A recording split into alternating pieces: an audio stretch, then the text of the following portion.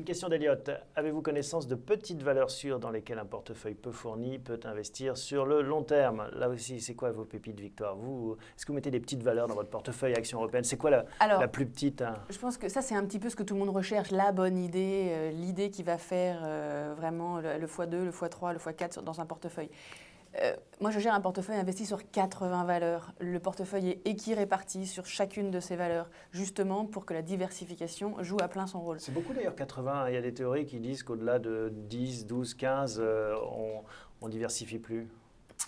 Écoutez, moi je sais que je ne suis pas sur la théorie là, je suis sur la pratique. C'est-à-dire que je gère depuis maintenant près de 10 ans et que c'est un petit peu, pas ma recette, mais la façon que j'ai de gérer qui me permet en fait d'être 100% dépendant du sort des entreprises dans lesquelles j'investis et plus du tout des secteurs, des pays et des autres facteurs. Donc en fait, tout mon risque n'est que sur les valeurs. Et comment est-ce que vous travaillez au quotidien? Comment est-ce que vous viennent ces idées? Le travail au quotidien, c'est, alors quand je ne fais pas ce genre de mission ou de contact avec mes clients… Ça c'est pour le plaisir, mais le vrai travail. Bien sûr, c'est 95%, c'est du rencontre avec des managements. C'est du rencontre, hier j'ai vu 3 CEO de 3 boîtes européennes. Donc c'est des rencontres passionnantes avec Et vous sortez parfois convaincu en disant je prends une ligne et je vais investir dans cette société parce qu'il m'a convaincu, enfin le management m'a convaincu. Oui, alors en l'occurrence, hier les 3 CEO que j'ai rencontrés sont 3 CEO de valeurs qui sont déjà détenus dans le portefeuille. Donc il ne s'agit pas toujours de faire tourner le portefeuille et d'aller chercher de nouvelles idées. C'est aussi construire la conviction. Et même une société qu'on a en portefeuille depuis des années, on rencontre le management, on améliore la compréhension. Et c'est ce qui fait que quand il y a des crises, quand il y a des aléas, quand il y a de la volatilité, on est droit dans ses bottes parce qu'on sait les fondamentaux de la société dans laquelle on a investi et on ne panique pas. Donc ça veut dire que c'est une relation humaine qui est très importante, j'allais dire d'hommes et de femmes, qui est au cœur finalement de votre métier. Oui, alors il faut aussi se garder de trop réagir par rapport à justement l'impression que l'humain va vous faire. C'est-à-dire que c'est une des choses qu'il faut faire, rencontrer les managements, mais qui est une chose après avoir fait l'analyse détaillée des 10 ans de compte, etc. Alors si on répond à Eliott, votre conseil de petite valeur sûre. Alors, par définition, ça n'existe pas, du sûr. Alors, petite valeur, on va dire, que vous aimez bien en ce moment. Non, alors il y a plein de valeurs dont on peut parler. De toute façon, le fonds que je gère, c'est à peu près 2 milliards d'euros, donc ça me limite en liquidité. Donc je ne peux pas aller investir sur une valeur inférieure à 1 à 2 milliards d'euros de capi. Donc je pense qu'on sort un petit peu du champ de petites valeurs. Alors dans vos plus petites entreprises, donc à 1 milliard de capi, vous avez des noms à nous conseiller? Oui, mais… on vous laisse regarder vos notes pendant que Hubert répond à ça. Des petites valeurs, vous aimez bien les petites small cap, mid cap? J'aime bien les small cap, les mid cap. Ce sont des paris. Il faut bien savoir que la seule chose qui est dans la question d'Eliott étant mieux, c'est le sûr. Des petites valeurs qui sont des paris qui ont du potentiel, on peut en trouver. Alors il faut s'appuyer sur effectivement le passé de ces valeurs, le secteur, l'idée. Bon, qu'est-ce que vous aimez bien en ce moment? L'aéronautique est un secteur amusant. Et la TCOR dans l'aéronautique est une valeur qui a des risques, notamment liés à la structure de son bilan, mais qui bénéficie de cette croissance et donc qui bénéficie indirectement de l'effet dollar qu'il y a sur Airbus. C'est un exemple. Une certitude, c'est que l'impression 3D va être une révolution. En France, il y a quelqu'un qui essaye de le faire et qui, par ailleurs, a une activité de sécurité qui est assez sûre, qui est le groupe Gorgé. C'est une spéculation, mais il faut bien être conscient, quand vous êtes sur une petite valeur, que vous êtes d'abord sur de la spéculation. Moi, je peux vous en citer plein. Alors, on n'est pas dans les petites valeurs. Mais alors, moi, j'investis en Europe, donc ce n'est pas nécessairement des valeurs françaises. Je peux vous parler de Berenzen. Berenzen, c'est une société cotée au UK. En fait, c'est le Elis. Alors, Elis, c'est la filiale d'Euraseo. Donc, comme tout le monde connaît Euraseo, on sait ce que c'est Elis. Donc, c'est ce service de gestion des textiles pour le compte des hôtels et des restaurants. Il lave le linge sale. Voilà. En fait, ce qu'il y a, c'est qu'eux possèdent le linge et ils le louent sur des durées de 3 ans aux hôtels. Et ce sont des business avec pas mal de capitaux investis, parce qu'en fait, leurs capitaux investis, c'est quoi? C'est des blanchisseries dans lesquelles il faut faire tourner tout ce linge.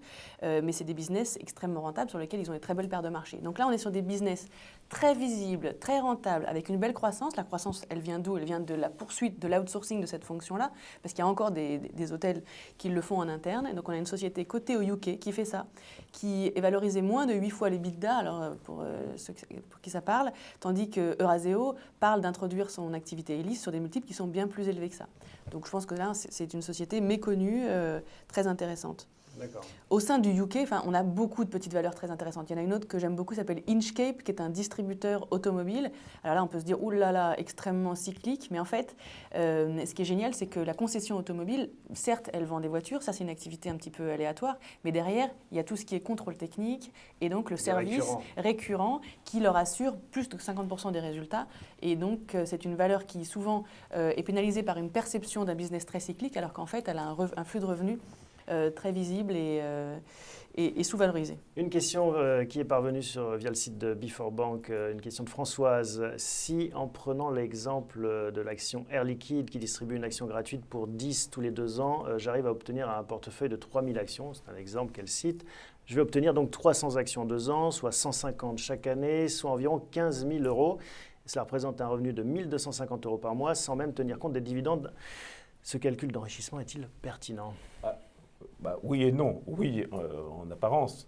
Mais en réalité, qu'est-ce que fait l'Air Liquide? C'est qu'il prend le camembert et qu'il le découpe en plus de morceaux. Donc avoir 2 morceaux et demi au lieu d'avoir le quart du camembert, ça ne change pas grand-chose en finale. Ce qui est vrai, c'est que c'est sécurisant pour l'actionnaire de voir un cours, puisque l'Air Liquide a un cours qui progresse. Alors au lieu effectivement d'avoir de l'Air Liquide qui pourrait valoir un jour 500 euros, etc., il se remet sur un cours plus habituel. Pour l'Air Liquide, ce qui est très important pour eux, c'est l'Air Liquide, l'actionnaire est vraiment le truc important, et l'actionnaire individuel est quelque chose sur lequel il y a un investissement permanent, permanent à tout point de vue, puisqu'ils assurent par exemple la conservation gratuitement, etc.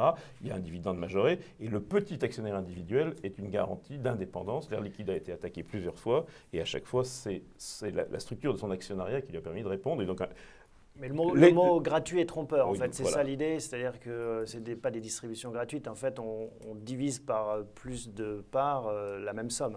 Oui, le cours s'ajuste quasiment automatiquement. Mais juste, si on peut en profiter pour dire un mot sur le secteur des gaz industriels, moi, c'est un secteur que j'aime beaucoup. En portefeuille, je n'ai pas de Air Liquide, mais j'ai du Linde, qui est donc le Air Liquide allemand. Ça sert quoi? Les hôpitaux, toutes les industries. Qui ont besoin. Et en fait, ce qui est formidable dans les gaz industriels, c'est que non seulement ils servent les industries quand elles investissent, donc ils servent le CAPEX, mais ils servent aussi les OPEX, c'est-à-dire les secteurs quand ils opèrent leur business. Donc en fait, ils ont une exposition à la production industrielle, quelle qu'elle soit. Mais ce qui est formidable, c'est cet oligopole.